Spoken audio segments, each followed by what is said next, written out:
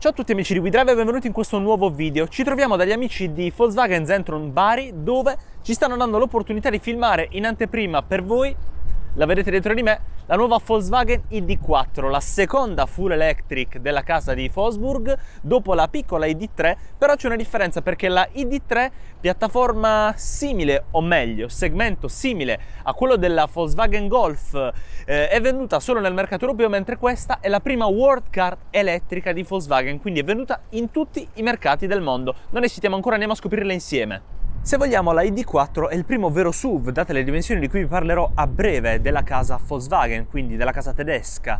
Partiamo un attimo da qualche curiosità, in primis il nome ID4.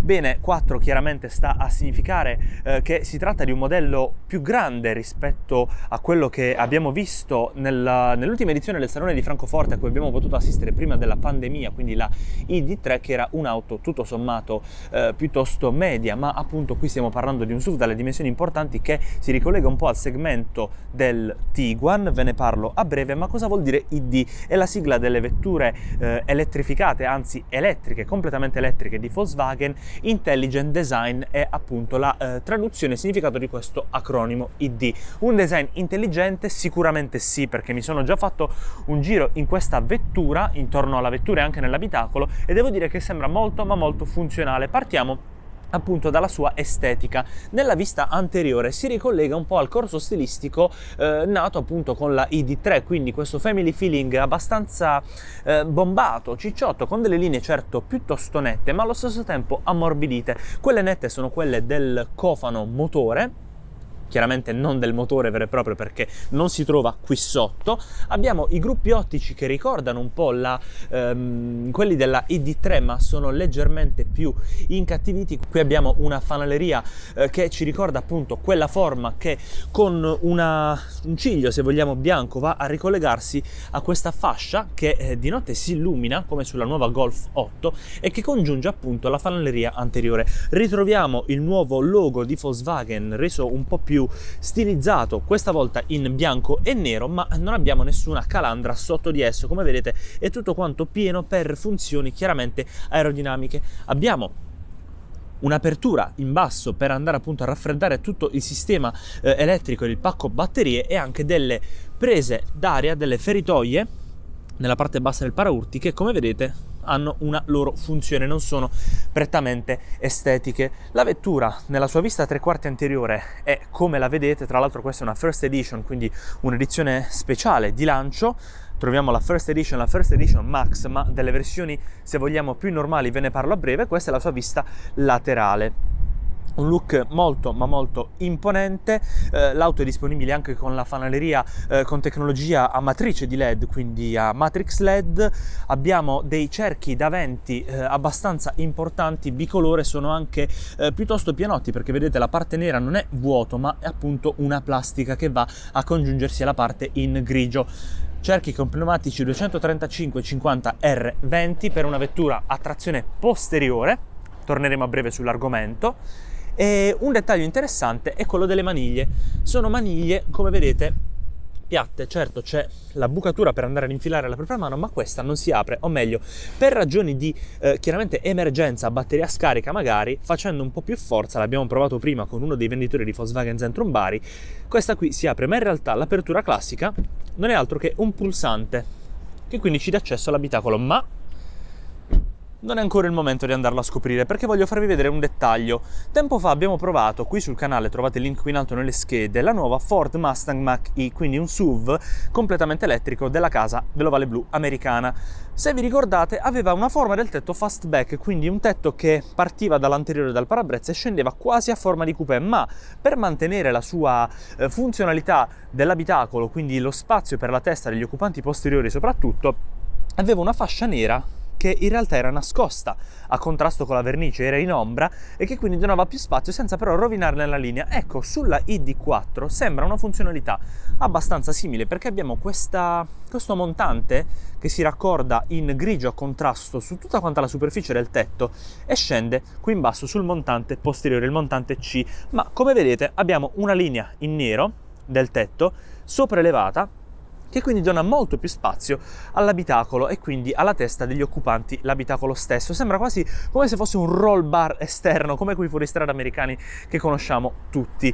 La nervatura interessante della parte laterale parte dall'alto, dove vedete il badge First per la First Edition, e corre appunto per tutta quanta la superficie, raccordandosi alla spalla posteriore che, come vedete, aerodinamicamente parlando è piuttosto interessante e anche molto marcata. Ma appunto siamo arrivati qui al posteriore, dove possiamo notare la vista sembra quasi più acquattata, più piantata al suolo nella vista 3/4 posteriore. Saranno appunto queste linee affusolate della spalla che va ad onda, ma anche di questo montante che scende, chi lo sa, o anche per la curvatura, per la, se vogliamo, guardate quanto è smussata la parte angolare della vettura con il paraurti. Ebbene, l'auto sembra effettivamente piuttosto acquattata, per quanto sia comunque una vettura abbastanza importante. Abbiamo fanaleria LED al posteriore, sempre con una linea, guardate un po', che si illumina anch'essa di notte, che quindi ci dà un'illuminazione, definiamola coast to coast per rimanere un po' nella terminologia del gruppo VAG.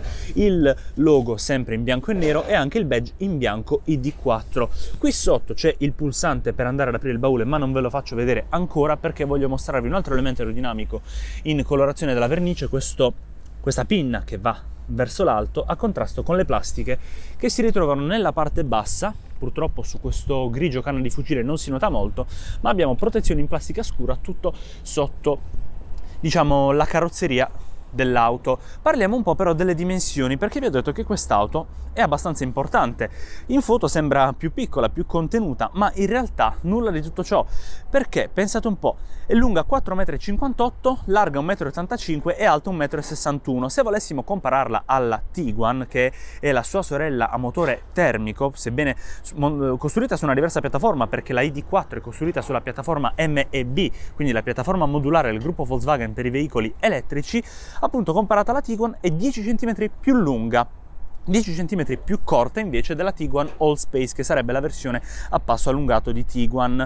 Tra l'altro è 1 centimetro più larga della Tiguan stessa e 2 cm però più bassa, quindi per una migliore aerodinamica. Il passo, ed è importante perché a breve andremo a sederci all'interno dell'abitacolo, pensate un po', è di 2,76 m e amici miei, questo è il vantaggio di avere una vettura elettrificata con una piattaforma che deve dare molto spazio al pacco batterie che si trova appunto montato sul pianale. Prima di entrare però voglio mostrarvi anche il baule. Lo apriamo con un consueto pulsante, è servo assistito. Ho messo il mio zaino per darvi un po' di riferimento per questo baule, che è semplicemente gigantesco. Pensate un po', la capacità di base è di 543 litri, ma battendo il divanetto posteriore in configurazione 40-60, come vedete, possiamo raggiungere una capacità di carico massima di 1575 litri, praticamente immenso. Abbiamo un LED di cortesia sulla parete sinistra, un altro a destra e anche dei ganci simmetrici. Qui tra l'altro abbiamo una cordicella che adesso ho slegato per magari legare una busta della spesa o qualcos'altro. Questo è lo zaino, ve lo metto un po' in qualche configurazione diversa per mostrarvi un po' la larghezza di questo baule, abbastanza regolare nel suo piano di carico. Chiaramente è abbastanza alto da terra per quanto riguarda la soglia di carico stessa, perché stiamo parlando pur sempre di un SUV, e anche un SUV dalle dimensioni piuttosto importanti. Sposto un attimo il mio zaino perché qui sotto abbiamo la borsa per contenere i cavi di ricarica. E a proposito di cavi di ricarica, la vettura ha a disposizione il cablaggio di ricarica Mod 2 e Mod 3, l'ho chiuso un po' male, quindi il doppio fondo in questo momento non si sta chiudendo bene, ma tornerò, promesso, non lo lascio così. Chiudo il baule per mostrarvi appunto la presa di ricarica che si trova dove si troverebbe una consueta bocchetta per fare rifornimento di carburante. La apriamo e vediamo avere accesso sia alla classica presa per le colonnine classiche, sia alla combo per avere la funzionalità fast charge. Dopo torneremo a parlare anche del lato elettrificato di questa vettura, anzi elettrico, ma adesso è il caso di saltare subito all'interno di questa vettura. Come anticipato, qui sotto abbiamo un piccolo pulsante che chiaramente non si vede, è ben nascosto, ma è molto comodo per avere accesso nell'abitacolo della Volkswagen ID4. Abbiamo dei materiali soft touch nella parte media del pannello porta, plastica ma piacevole al tatto, devo dirlo, nella parte alta, un po' più rigida nella parte bassa dove troviamo una tasca con del tessuto all'interno, un bel tocco di classe, ma non credete che questa sia pelle, perché l'abitacolo della ID4 non potrebbe mai tradire quella che è la filosofia delle auto elettriche e quindi non ha materiali derivanti da animali, quindi non ha pellami vari, ma materiali sintetici e assolutamente ecologici. Abbiamo una funzionalità di cui vi parlerò a breve qui nella zona dei pulsanti per quanto riguarda il controllo dei finestrini, nero lucido, ma prima di sedermi c'è una chicca che dovete assolutamente vedere. Sulle First Edition abbiamo una funzione, guardate un po'. Come sullo stereo, magari sull'iPod, abbiamo il pedale del freno che simula un po' il pulsante di pausa e il pedale dell'acceleratore per mettere play, praticamente una chicca di Volkswagen fantastica. In ogni caso abbiamo dei sedili molto belli esteticamente e anche comodi, con il logo traforato ID con il punto, quindi Intelligent Design della vettura. Questo disegno, se vogliamo, guardate un po', con le cuciture bianche a contrasto su questo materiale che mi sembra alcantara, e ovviamente della similpelle in color marroncino, quindi quasi terra di Siena, che è un bellissimo contrasto a livello cromatico con il grigio della seduta e dello schienale. Ma direi di non esitare ancora, sediamoci a bordo della ID4, mando tutto indietro per ora il mio sedile. Devo dire, di spazio ce n'è veramente a sufficienza. Mi sono seduto prima all'interno dell'abitacolo con la configurazione personale mia di guida, ecco, ed ero veramente seduto in maniera molto comoda. Qui cosa ritroviamo? Qui in alto nelle schede trovate il nostro video sulla Volkswagen Golf 8, in particolar modo la GTD, ok, ma è disponibile anche su altre varianti della Golf. Il fatto che ci siano i pulsanti con un feedback aptico, quindi sullo sterzo, insomma sui raggi dello sterzo. In basso abbiamo il badge First, ma accendiamo un attimo il quadro. Vedete un po', abbiamo questo piccolo quadro strumenti che può essere modificato con i pulsanti. Vedete un po', mi dà anche un feedback aptico e anche sonoro molto importante, full digital, con sulla sinistra una finestrella che ci mostra gli ADAS, al centro le informazioni del trip e in generale di viaggio, e sulla destra abbiamo anche le informazioni per quanto riguarda la marcia inserita. Due chicche interessanti. Nel momento in cui andiamo a regolare la posizione del volante in profondità e anche in altezza, sono stato un po' brusco, lo ammetto. Se avete visto, questo display, questo quadro strumenti totalmente digitale si sposta con esso e quindi dona maggiore visibilità in ogni situazione senza essere mai nascosto dalla parte alta della corona dello sterzo. Ma non solo, qui abbiamo il selettore del cambio automatico, chiamiamolo cambio automatico per quanto questa vettura non abbia una vera e propria trasmissione, con appunto dei movimenti che ci fanno entrare in drive, in neutral con un solo passaggio, in drive e in B, che sarebbe la frenata rigenerativa, con un passaggio tutto in avanti o tutto indietro per quanto riguarda la retromarcia. Qui inoltre abbiamo il pulsante per quanto riguarda il park, molto interessante, in nero lucido, qui ripreso chiaramente dal design della Volkswagen ID3.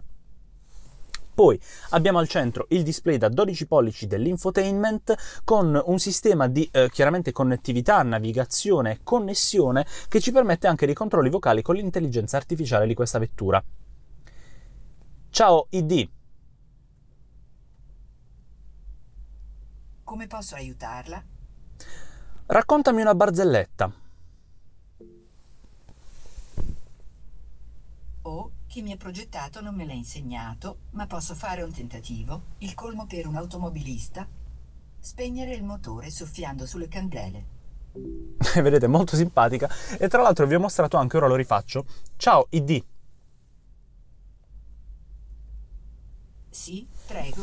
Vedete, premiamo sulla X, ma si è illuminata appunto tutta una fascia che corre in LED per la superficie bassa del parabrezza e che quindi ci dà accesso a delle informazioni importanti per quanto riguarda magari il momento in cui il controllo vocale di questa vettura è attivato, con delle informazioni che ci darà comunicando con noi, o anche per quanto riguarda magari gli indicatori di direzione. Molto ma molto utile come sistema. Per il resto questo sistema richiama molto quello trovato sulle ultime Volkswagen, quindi con uno sfioramento per quanto riguarda la radio, ma anche il clima, può essere comodo, può essere scomodo a seconda delle situazioni. Purtroppo non abbiamo un feedback aptico sullo schermo, ce l'abbiamo solamente sul volante. Da qui andiamo a controllare la temperatura, abbiamo accesso, e questo è il pulsante home per tornare appunto alla home page del sistema infotainment stesso. Vedete un po' aperto il navigatore, col pulsante home torniamo nella finestra principale, c'è ancora l'adesivo perché l'auto è praticamente appena arrivata. In generale il look della plancia è molto minimal come su tutte le vetture elettriche, insomma una prerogativa di queste vetture di ultima generazione, con superficie soft touch in alto, una superficie in grigio che ricorda un po' l'alluminio nella parte centrale, quindi questa fascia ritrovata anche sulla bocchetta sinistra dedicata al guidatore, e materiali leggermente più duri ma neanche troppo per quanto riguarda le plastiche della parte bassa. Qui abbiamo il vanetto, bocchette nella parte centrale, molto arioso questo abitacolo, devo dire c'è veramente tantissimo spazio. Qui abbiamo i controlli touch per quanto riguarda l'illuminazione e lo sbrinamento dei vetri. Nella parte centrale portabicchieri incorniciati in una superficie in nero lucido, un portaoggetti in basso che ci dà accesso a 2 prese USB-C e altri scompartimenti per andare a posizionare un po' qualsiasi cosa, compreso anche lo spazio per lo smartphone. Chiudiamo questo portaoggetti, abbiamo 2 poggiabracci per quanto riguarda i sedili, regolabili chiaramente in varie inclinazioni con il pulsantino sotto, lo vedete.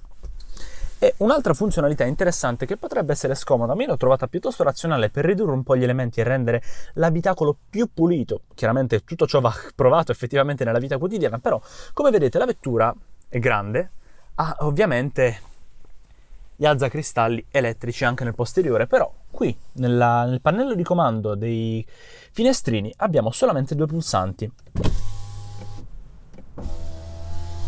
Ebbene, con il touch, se riuscite a vedere, ho acceso e spento con anche un feedback l'accensione, anzi l'apertura e la chiusura dei finestrini posteriori. Infatti io premo qui, ve lo faccio vedere,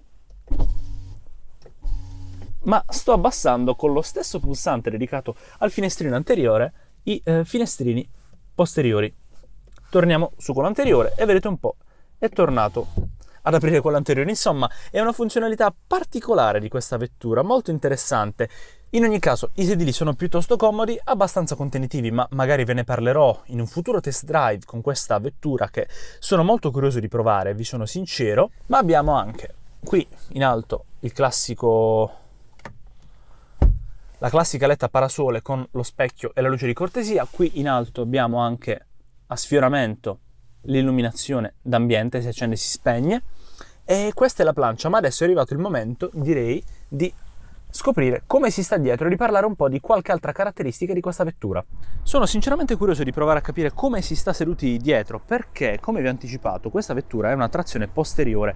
Il motore è montato, il motore elettrico ovviamente, è montato sul retrotreno e quindi va ad occupare un po' di spazio qui in basso, ma se notate già da qui il pianale è completamente piatto, quindi ottimo per il comfort dei passeggeri. I finestrini posteriori si possono controllare singolarmente dai pannelli porta posteriori, quindi direi di sederci all'interno.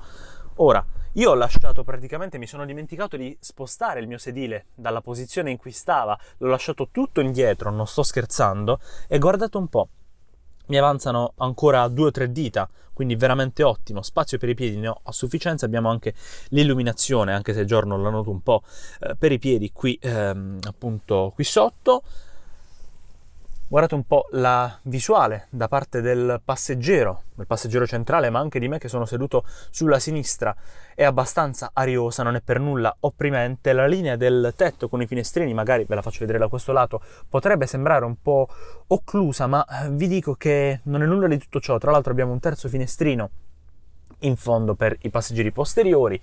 Molto ma molto ariosa questa vettura. Tra l'altro in alcune versioni c'è anche il tetto apribile disponibile e quindi dà ancora di più questa filosofia open air delle vetture elettrificate e soprattutto dei SUV elettrici, perché se vi ricordate la Mustang Mach-E aveva un tetto completamente panoramico, è disponibile anche sull'ED4 ed è disponibile anche su un'altra concorrente diretta di questa vettura che è la Tesla Model Y, la Model Y. Abbiamo qui il gancetto per riporre appunto un appendiabiti, una gruccia, ma non solo. A proposito di piccoli dettagli, abbiamo un posizionamento per lo smartphone, quindi una tasca inferiore. E a proposito di smartphone, sul tunnel centrale nella parte anteriore abbiamo il logo ID in basso, le bocchette per direzionare il clima, si può controllare dalla parte anteriore, e anche altre due prese USB-C.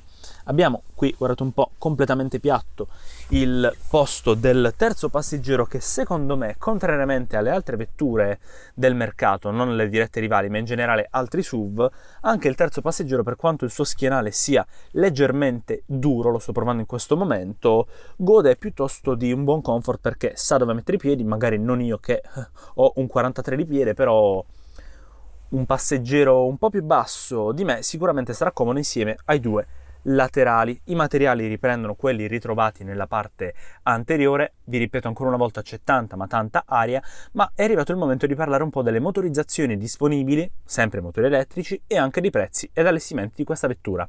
Infatti in questo momento sono seduto a bordo della ID4 First, ma sono disponibili versioni, se vogliamo, normali, tutte quante elettriche, tutte quante a trazione posteriore. Partiamo dalla City, che monta un pacco batterie da 52 kWh montato sul pianale, capace di alimentare un motore elettrico da 170 cavalli circa, come ci dice la conversione dai 125 kW, con un prezzo di partenza di 43.150 euro e la disponibilità di caricare la vettura su colonnine a corrente alternata a 7,2 kW oppure a corrente continua a 100 kW. La seconda versione è la Life, con un pacco batterie da 77 kWh, che da ora in poi è condiviso su tutte le versioni di cui vi parlerò, con una potenza del motore elettrico di 204 cavalli, circa 150 kW, la possibilità di caricarla a corrente alternata a 11 kW, quindi non a 7,2, oppure a corrente continua a 125 kW invece che a 100 kW per quanto riguardava la versione City. Stessi tempi di ricarica, stessa se vogliamo capacità più che altro di ricarica di questa vettura per quanto riguarda anche la versione Business e anche la versione Tech. Cambiano i prezzi, perché la Life parte da 49.150 euro, la Business da 53.150 euro e la Tech, che è la più accessoriata, da 57.150.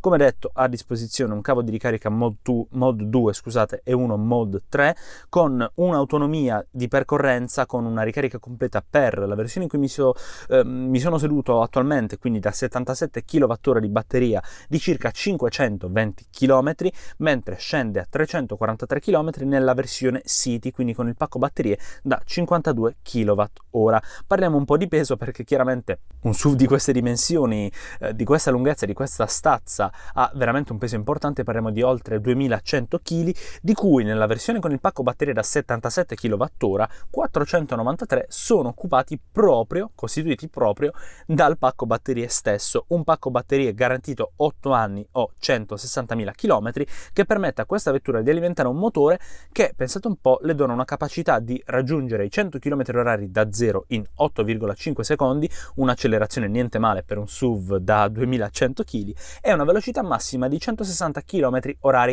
che, se vogliamo, è nella media delle vetture elettriche medie. Come abbiamo visto, le city car elettrificate del mercato del 2021 raggiungono tutte quante una velocità massima di circa 130-150, leggermente superiore a quella dei SUV, e intorno ai 250 per quanto riguarda le supercar e le auto sportive completamente elettriche. Direi di uscire dalla ID4, tra l'altro guardate quanto spazio ho per la testa, è praticamente infinito, così come quello per le gambe. Diamo un po' un resoconto di quest'auto, questa Volkswagen ID4, e ringraziamo gli amici intanto di Volkswagen Zentrum Bari per avercela mostrata in anteprima. E insomma, un resoconto di questa vettura che è sicuramente interessante. Non vi dico di più, perché oltre a tutte le informazioni che vi ho potuto dare in questo video, si spera che in futuro possiamo portarvi a bordo di questa vettura per una prova su strada. Ora vi chiedo cosa ne pensate, fatecelo sapere qui sotto nei commenti, lasciateci un like se questo video vi è piaciuto ed iscrivetevi al nostro canale cliccando sul campanello per non perdervi tutti gli aggiornamenti dal mondo dei motori qui sul canale YouTube di WeDrive, oltre a non perdervi anche l'articolo completo su questa vettura sul nostro sito www.wedrive.tv. WeDrive.tv, tra l'altro, è anche il nome di tutti i nostri account sulle piattaforme social che vi possono venire in mente.